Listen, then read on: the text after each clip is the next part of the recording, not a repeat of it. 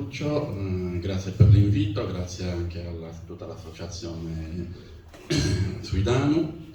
Come ha detto Lucio, oggi vi presenterò un piccolo percorso di un secolo dall'invenzione della fotografia fino agli anni 20, non oltre, per far vedere come l'abito tradizionale si evolve anche attraverso le immagini.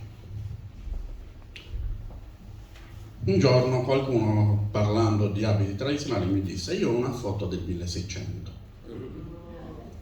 E io gli risposi: faccia attenzione, perché se continua a dire così la prenderanno in giro per l'eternità, perché la prima foto della storia, la vediamo qua in alto a destra, è una foto del 1826, ad opera di questo signore francese, Giuseppe Niceforo Niepce, che immortala i tetti di un paesino francese, Le Grasse. È particolare la foto perché ha le ombre che non tornano da una parte all'altra, perché ci fu bisogno di 8 ore di esposizione per poter immortalare la foto. Perché la prima foto? Perché per la prima volta si è riuscito a trasporre un'immagine su un supporto in maniera permanente. I suoi studi si seguirono, furono stati anche precedentemente, ha un trascorso anche a Cagliari. Questo signore si sposò con una cagliaritana, un figlio nacque a Cagliari, e nel suo diario, lui era ammiraglio della flotta francese che assediò Cagliari nel 1793, nel suo diario col fratello, che era generale d'armata, scrive che il governo francese, successivamente a questo assedio che non era andato a buon fine, grazie a Sant'Efisio, come al solito, scriveva che il governo francese gli aveva commissionato un reportage dettagliato sulla baia di Cagliari, e parlando di questo lui parla anche di esperimenti fotografici. Quindi diciamo che Cagliari può essere considerata come una delle prime città che ha contribuito ad arrivare a quella foto che vediamo in alto a destra. No, difficile, perché si sono perse tutte quelle immagini, difficilissimo, però abbiamo una informazione importante. Il signore che sta sotto, Louis Daguerre, affiancò Niepce negli studi sulla tecnica fotografica e proseguì anche dopo la morte di Niepce fino al 1839, quando brevettò la sua tecnica fotografica chiamandola daguerrotipo e brevettandola. Il governo francese nell'agosto dello stesso anno acquisì il brevetto e lo rese pubblico, ufficializzando di fatto la fotografia.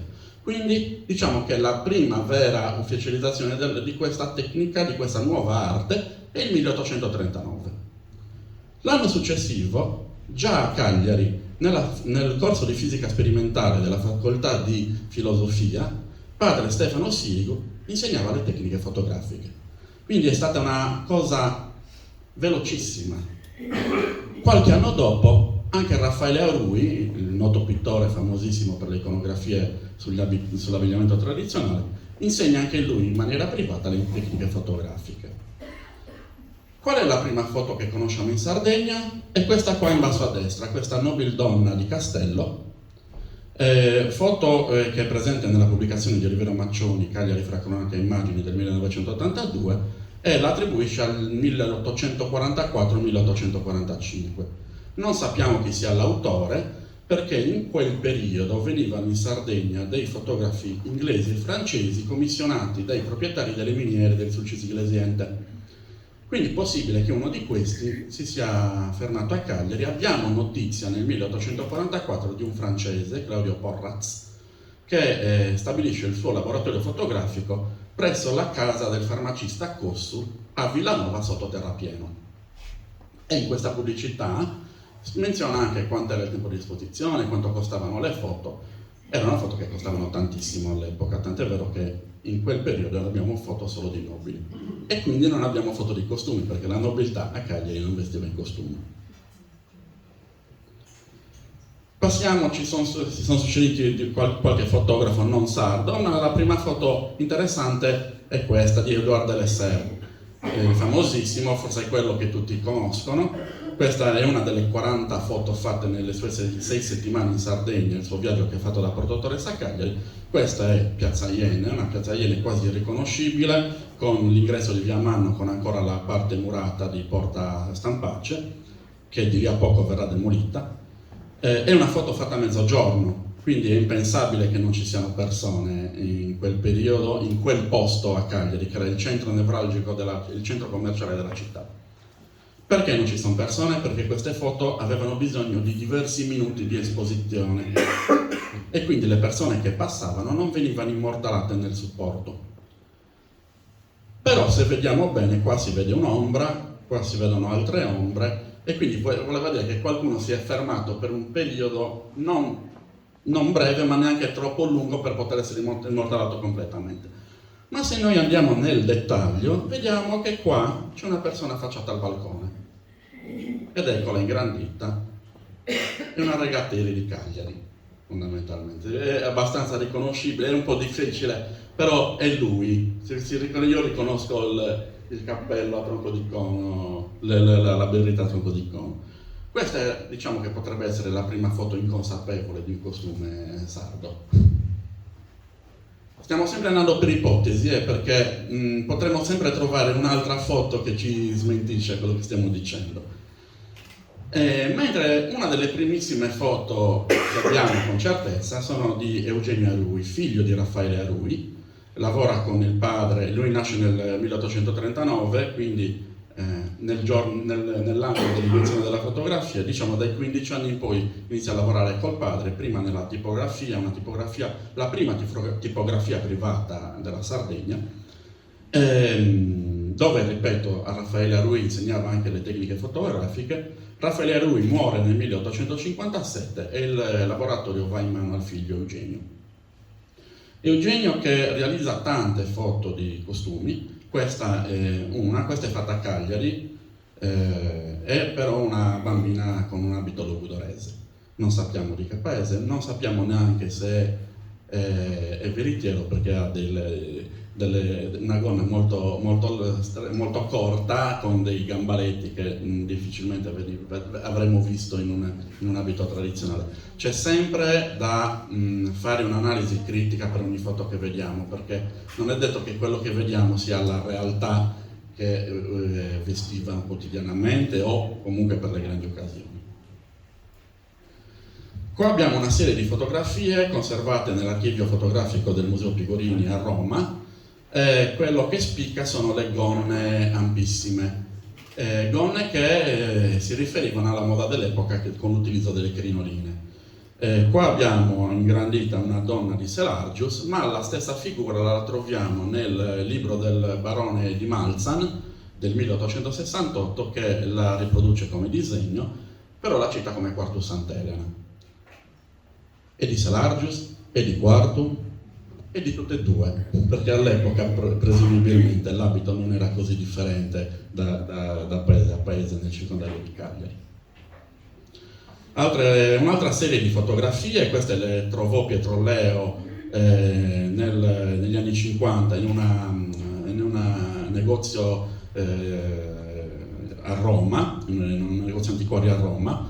Queste due le ha fornite il nipote, le ha messe pochissimo tempo fa nel gruppo di Facebook che gestiamo, però queste foto erano comunque citate già nel nuovo bollettino bibliografico sardo del Della Maria, e le troviamo anche in questa forma nella pubblicazione del Maccioni. Anche qui notiamo le gonne ampissime, la particolarità che si vede maggiormente. Queste sono della mia collezione, sempre di Eugenio Arui. La particolarità è che l'uomo è quello che viene utilizzato dal Dalsani per fare una delle tavole delle litografie della Galleria di Costumi Sardi del Buon Umore, quelle che vediamo anche qua come iconografie. Anche Sassari si dota di fotografi nel 1860, padre e figlia, Jeanne e Anna Mailand, e qua vediamo un bellissimo esempio di una ragazza logudorese. Avevano lo studio fotografico in Piazza Azzuni.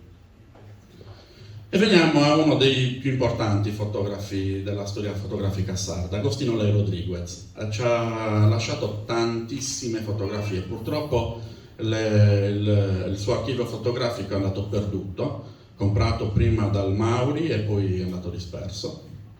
Qua vediamo due foto del fotografo e il suo studio fotografico quando si sposta nel 1872 in piazza Iene numero 2. Lo vediamo qua in alto all'ultimo piano, una grande sala vetrata, perché logicamente all'epoca avevano bisogno di tanta luce, non avendo neanche energia elettrica ancora in casa fondamentalmente. Anche lui realizza una serie di costumi, questi sono del circondario di Cagliari, possiamo attribuire a Pirri, Monserrato, la prima donna. L'uomo è comunissimo in tutti i centri del circondario di Cagliari, così come l'altra donna sulla destra. Anche qui foto di Cagliari. Cagliari è sempre presente nelle fotografie di costumi. Una signora di Iglesias, una signora di Cabras, anche qui vediamo le gonne sempre abbastanza ampie. Una particolarità: nel 1881 Lai Rodriguez si approccia a un progetto molto ambizioso con una rivista di qualità, che è l'album di Vedute e Costumi Sardi, ovvero La Sardegna Illustrata, che purtroppo non ha buon fine per i costi elevati di produzione, però nel primo numero ci lasciano una bellissima iconografia di quarto. È una foto colorata in oleografia, cioè con colori ad olio, che a mio parere è una delle più belle dell'epoca.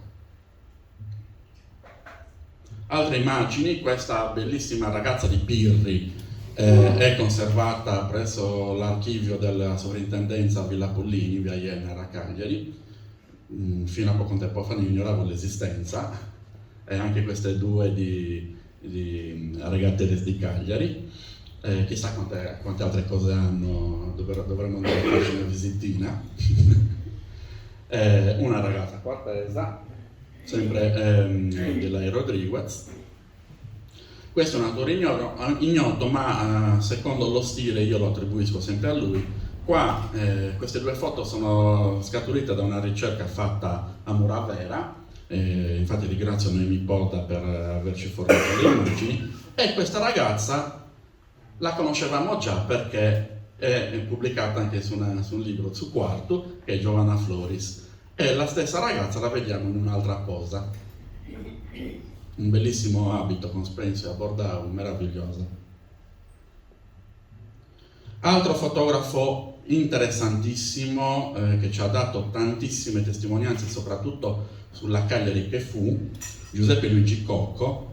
Purtroppo ebbe pochissima fortuna, nonostante io ritengo fosse uno dei più bravi. Qui vediamo in queste cartine gli studi dove si è spostato poi durante il suo percorso. Qua prendo come esempio questa foto di un signore campidanese del circondario di Cagliari, anche questa attribuibile a qualsiasi centro dell'Interland di Cagliari.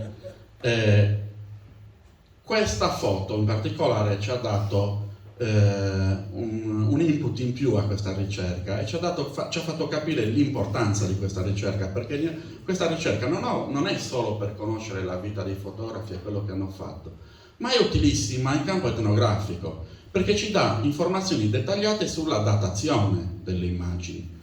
Se non avessi nessuna informazione, potrei dire che questo abito quando è? Fine 800, ma fine 800 cosa vuol dire? Primi 900?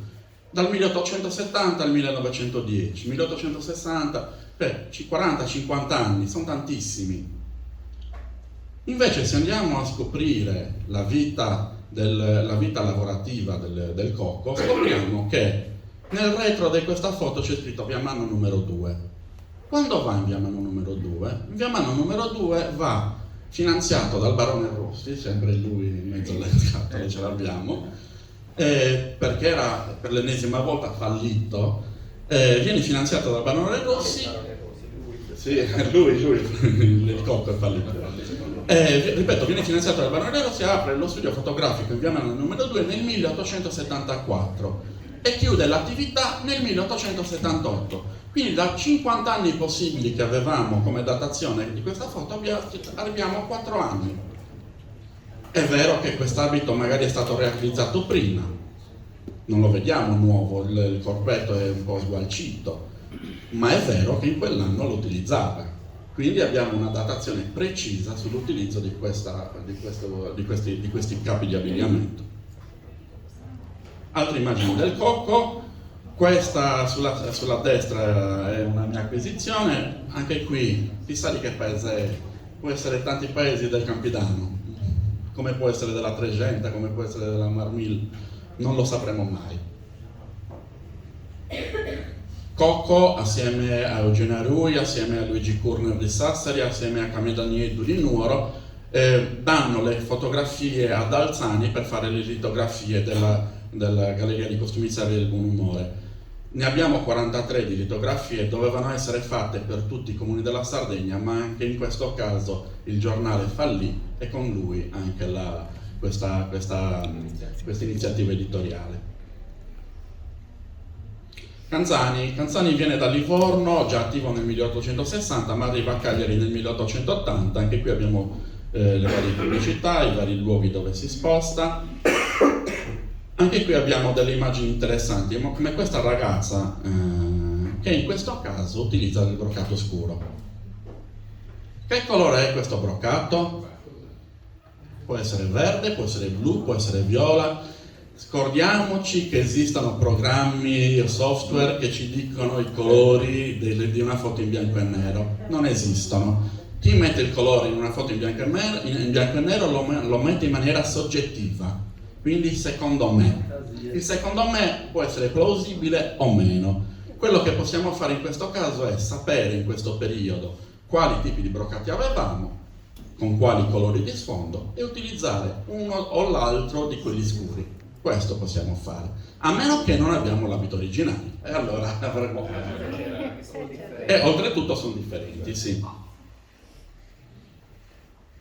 Sempre Canzani, un'altra foto della ricerca di Muravera che è uscita fuori il quarto. E lei è la stessa Gina. Esatto, bellissimo. Forse il più importante tra tutti, Evaristo Mauri. È un lombardo, all'inizio si trasferisce a Napoli con altri due fratelli e poi viene chiamato dalla famiglia di Amedeo Modigliani in Sardegna attorno al 1878 per fotografare le miniere di loro proprietà nell'Iglesiente. Trova moglie Iglesias, nel 1880 apre il suo studio a Iglesias e nel 1881 apre il suo studio a Cagliari in corso Vittorio Emanuele 24. Io ho avuto la fortuna di acquisire un po' di immagini autentiche del Mauri, ad esempio queste due. Anche lui nelle pubblicità scriveva speciale raccolta di vedute e costumi dell'isola. Ne ha tantissime foto di costumi, tantissime. Le sue foto sono state utilizzate da tanti editori di cartoline in seguito.